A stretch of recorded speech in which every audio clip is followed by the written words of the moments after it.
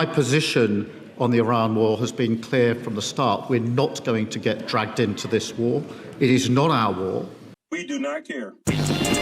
So day 4 of this blockade, and the humiliation is continuing for Keir Starmer and many of America's NATO allies. Why?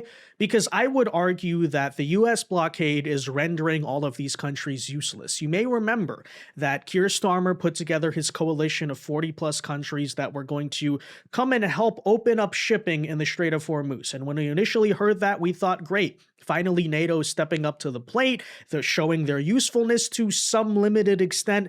And then Keir comes out and clarifies, oh, we're only going to be showing up after the war is over. So what you mean is you're going to be showing up there and doing nothing? What is the point? You're effectively being the peacekeepers? Oh, so let me translate that. America is the country that actually has to go deal with the problems here, reach an end to the conflict, figure out the terms. By the way, open the Strait of Hormuz via our blockade that is allowing now non-Iranian ships to finally pass without IRGC harassment. So we're going to figure out everything, and then you're going to send your 1 or 2 Navy ships if they're working by that time in a couple of months once this is all concluded, and just park them there and say, see, we're contributing. NATO can function without America. We're equal partners in this alliance. It's a total and complete joke. But that is, of course, going on one hand. I want to bring you the updates there. And secondly, tell you about this new plan that Europe is drawing up where they want to create some type of NATO without America. They are taking Trump's threats that he's going to leave the alliance very seriously. And instead of figuring out a way to bring America back in, they're thinking, no, we don't need him. Europe can stand tall on its own. And yet, once again, we've been covering this theme of how the moment that NATO starts to feel like it doesn't need America, Russia shows up on their doorstep and completely makes a fool out of them. We just covered how Russian warships were passing through the English Channel after Keir Starmer said, I'm not going to allow that to happen. No Russian oil tankers through the channel. Oh, they're sending warships. The British Navy did nothing about it. Go freaking figure. Well, now we have Russia now openly threatening to bomb drone production facilities in European territory, which is a pretty serious threat. It's also a threat coming coincidentally at the same exact time when Europe tried to say, we don't need America and we don't need Trump. And notice how other countries here are beginning to eat their freaking lunch. We'll tell you all about this, guys, in today's video. First, though, do us a favor. If you enjoy our content, make sure you hit that like button down below. Subscribe to the channel if you are new. That is the best way to support our work, and it also ensures that you can stay up to date with all of the latest news and coverage. And that said, I just want to point out, as the blockade began this week, that many of the European and adjacent military analysts were fuming on television, trying to claim that the blockade is illegal. How can the U.S. do this? We can't believe it. Well, it turns out the U.S., unlike many of these countries' militaries, actually can do things, unfortunately. It's a move which has baffled a lot of America's allies and people in the region. They say, why are you trying to break a blockade by establishing your own blockade? And the truth is that President Trump is trying to go head to okay, well, hold on. Let me actually pause right there before we even get into the rest of the clip. Well, Europe, why don't you try your solution, right? We've been waiting for you. You said you're going to figure out a way to deal with this. You've been talking a lot about how we're committed to freedom of navigation. Okay, what's your plan? What's your strategy? Yeah, they can criticize the blockade. Maybe they think it's the wrong approach. Okay, what is the right approach? The right approach, according to Europe, is just sit around and wait and do nothing and just keep issuing strongly worded statements. Is Iran going to stop tolling the Strait that way? Right? And notice, by the way, how this is a clip from a couple of days ago, how utterly and completely wrong these people have been proven. Because it has worked. We have gotten non-Iranian oil through the Strait. Iran is now standing down. They're no longer tolling the Strait or any of that. Yeah, so long story short, the U.S. was right about this. And why is that? Because, you know, it turns out that bold, serious action is much better than your strongly worded statements. But anyways, again, they're fuming about this. Let's hear the rest of what he has to say. that ceasefire. Given that they didn't get what he wanted out of the talks in Pakistan, he's going in for brinkmanship to say, okay, well, I will actually squeeze Iran very, very tight. Now, he won't squeeze Iran any more tightly in a week that will make them change their view. But by squeezing the people that Iran is... Again, can we get an update on that?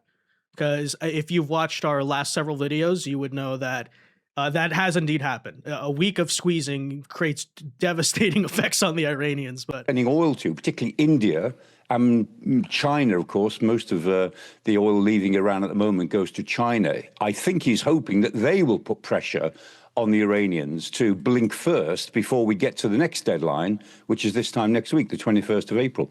But it is a strange thing, and a blockade is overtly an act of war. No question about it. A blockade is an act of war, and it is of questionable legality. oh, these people, man. You hear that? He's genuinely confused. He's flabbergasted as to why America would try a blockade in the Strait of Hormuz.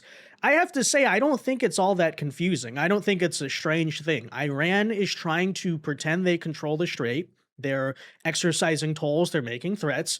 What we're effectively doing is clearing out the Iranian threat by going and seizing the strait for ourselves from Iran. And by the way, by adding the blockade aspect, by sanctioning Iranian oil, that puts on the maximum leverage we need, the maximum pressure for them to cave and relinquish that control and give us other demands at the negotiating table, because Iran is effectively a petrostate. You mess with their money, that really changes the ballgame altogether on them. And it vehemently shows to the rest of the world, by the way. Iran does not control the strait. They never really did control the strait. We can take this. We control the strait. And so stop negotiating with Iran. We also noted that part of the blockade is it's actually illegal. Other oil tankers from other countries are banned from paying the Iranian toll. And if they play into that illegitimacy of Iran, then they are likewise sanctioned by the United States. So I think it makes perfect sense. I don't know why the blockade is so confusing or it has to be rationalized. It seems extremely logical to me. But nonetheless, he then goes on to argue, oh, it's an act of war, a blockade. Well, really? It's an act of war? Because we haven't been at war this entire time. You could call it whatever you want, a conflict, a special military operation. But let me say, so bombing them is not an act of war, right? Fighting, shooting at each other, those are not acts of wars, but a blockade. Wow, that's a real escalation here, guys. What are you even talking about? And then, of course, he says it's of questionable legality. Okay, well, let me point out, you know what else is of questionable legality? Iran literally trying to annex the Strait of Hormuz for themselves. Iran trying to exercise tolls and threaten to blow up commercial civilian ships in an international waterway. How many times are we going to be lectured here on international law by the very people who don't point out this entire time Iran has been breaking international law? They're not allowed to do what they're doing in the Strait of Hormuz. We are going in and fixing the situation, and the Europeans are confused by this. They're confused as to why apparently we took action against them that actually has real economic impacts and political impacts on their government, rather than, I don't know, the strongly worded statements or something. I guess they're a little bit upset that the U.S. Navy has already rendered Keir Starmer and this alliance of 40 countries to be useless because, as usual, here you have America carrying the weight for everybody else, right? What was that alliance going to do, by the way? You know, if Iran is charging tolls anyway and the British Navy's there, is the British Navy going to go break the Iranian blockade? No, they had no plans to do this. That's why they haven't sent the British Navy. That's why, by the way, you know, you have like one destroyer that they even tried to activate, and then it has to turn back within a couple days because they can't even get fresh water working. These people have no ability to actually blockade the strait or force Iran to open the strait or do anything, which is why, right, it's kind of convenient to say, oh, we're going to send 40 plus countries to come help secure shipping in the strait after this is over, because you don't have to take risk, you don't have to fight, you don't have to, you know, put anything on the line effectively, just performatively make it look like you can do something, because in reality, when push comes to shove, you can't do anything. So that said, you can see simultaneously the reporting this week out of the Wall Street Journal, as you know, that we've covered this weeks ago, how European nations are assembling a broad coalition to secure shipping through the Strait of Hormuz, potentially without U.S. involvement. And by the way, these people seem to think that, oh, that's really showing it to the U.S. Look, we don't need you. Okay. Pretty sure Trump weeks ago was saying he would rather other countries deal with the Strait of Hormuz because they get their oil out of there.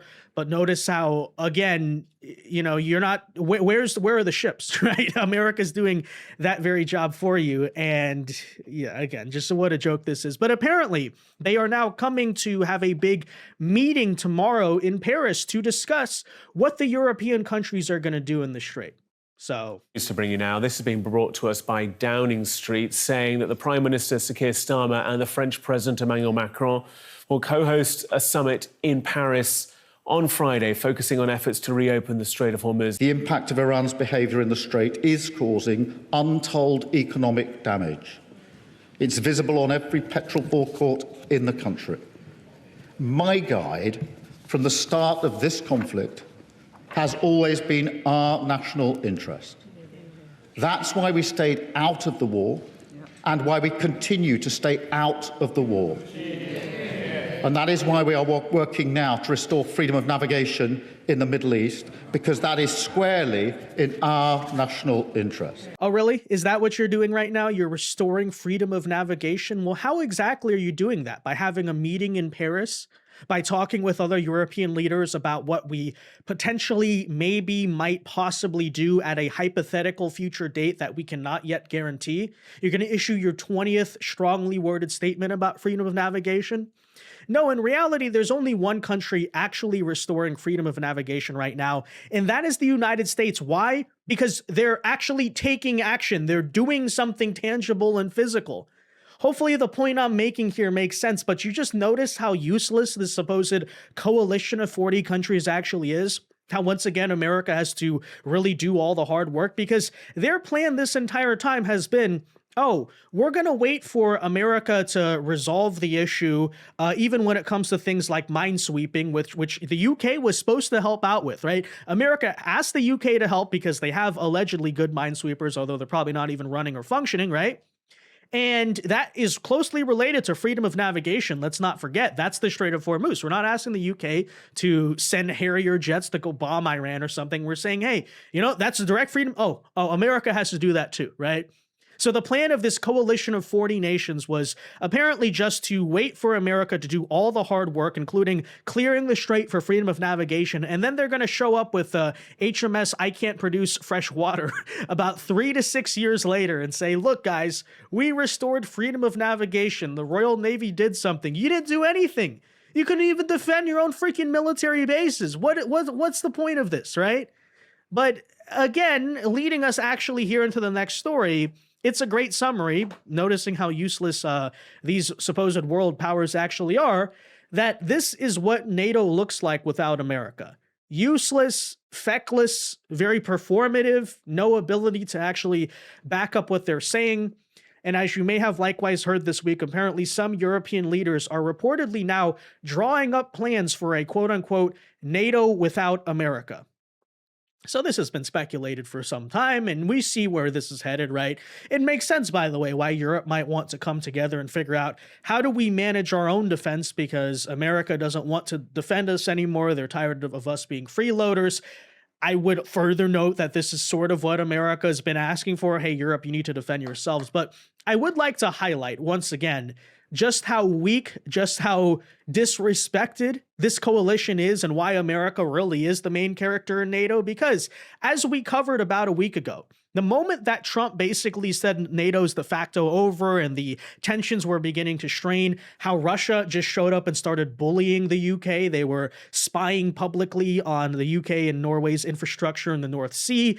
They were sailing many oil tankers through the English Channel. Keir Starmer came out and said, you're not going to do that. And if you do that, we're going to seize Russian oil tankers. And then Russia just started sending warships to escort the oil tankers through the English Channel. So clearly the message they're sending there, we're not scared of you whatsoever. What you going to do? And newsflash, by the way, the UK, Keir Starmer, the paper tiger, did absolutely nothing. They simply sent an unarmed boat, an unarmed British naval boat to just escort the Russians through the channel. And, you know, needless to say, Keir Starmer's empty threats were exactly that, just empty. So what's the point I made at the time? Without America to back them up, right, Russia is going to show up and eat Europe's lunch. You know, they're not scared. They're sending a message right now that we don't respect you. And likewise, at the very exact moment where Europe sends some messages that they're looking into doing a NATO without America, you can see here the Russian government's now coming out publicly and stating that European facilities that manufacture drones are valid targets of the Russian armed forces and subject to military strikes. So that is a pretty big statement. Russia effectively now threatening to start bombing countries like Germany, the Netherlands, Denmark, right, the European Union itself. And apparently Dmitry Medvedev, the Russian deputy chairman of the Security Council, directly came out and stated that the defense ministry's list, quote, must be taken literally as a list of potential targets for the Russian armed forces. So I kid you not, the moment that America is no longer here to help out the Europeans, Russia is now directly threatening to start bombing European Union territory. Now, to be totally honest, it's likely an empty threat, but I seriously doubt the Putin government, at least if Trump was president of America, right, would ever say something this outlandish toward America. We're going to start bombing you. We're going to bomb New York City or something. No, they're saying that to Europe. Why? Because they understand they can completely dog walk Europe, and these Europeans, frankly, are just so weak and ineffective. They're not going to do anything about it. So there you go, right? Once again, yet another headline. Hey, Keir Starmer. Hey, Europe. This is NATO without America. So have fun with that, right? And by the way, notice all these liberal leaders of these European countries, they claim that they're really fighting against Russia. You know, they're the anti-Putin governments. They accuse likewise Trump of being too soft on Putin. And then here we have the reality that the only country that Russia really fears is America. The only world leader they at least respect is Donald Trump. And all the other ones are like, oh yeah, we're going to bomb you now. Like, notice who the Russians actually show some deference to. It's very interesting. But it doesn't stop there because, of course, we likewise know that not just the UK, but the European Union as well, is dealing with a severe energy crisis. And you may be asking, what is their grand solution to deal with this energy crisis? Well, it certainly can't actually have anything to do with the Strait of Hormuz, given we clearly see they don't have a plan for the Strait of Hormuz besides strongly worded statements. But don't worry, the EU Commissioner Ursula von der Leyen is now coming out and stating, here's Europe's energy solution to the current crisis, right? The cheapest energy is the one you don't use. Stay home, don't drive, don't use electricity. That's actually, I'm not making that up. That's actually their solution. Take a listen. Is how can we reduce the demand? Because, of course, the least expensive energy is the energy that is not used. We should reduce demand while fully respecting the free choice of consumers. So we are looking at energy efficiency levels such as renovation of buildings or the renewal of equipment in industrial operations. These people are not serious. Just don't use electricity, guys. That's their grand solution. And it's effectively what we really could call a climate lockdown. Remember that phrase? Remember how we feared how the globalists were going to do a climate lockdown in the 2010s?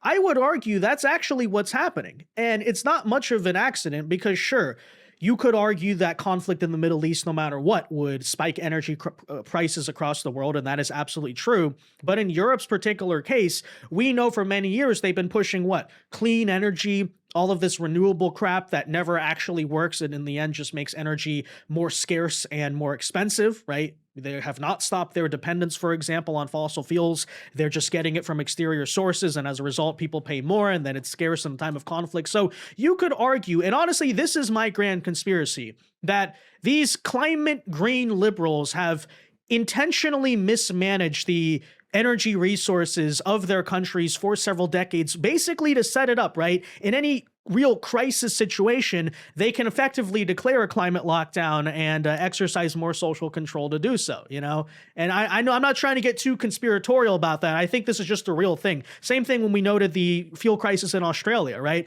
Where that country basically stopped producing oil altogether. They closed their refineries, they closed the wells, they started getting overpriced energy from Asia effectively, and then now because of the Strait of Hormuz situation, there's no energy, so literally you have gas stations in Australia just running out of fuel.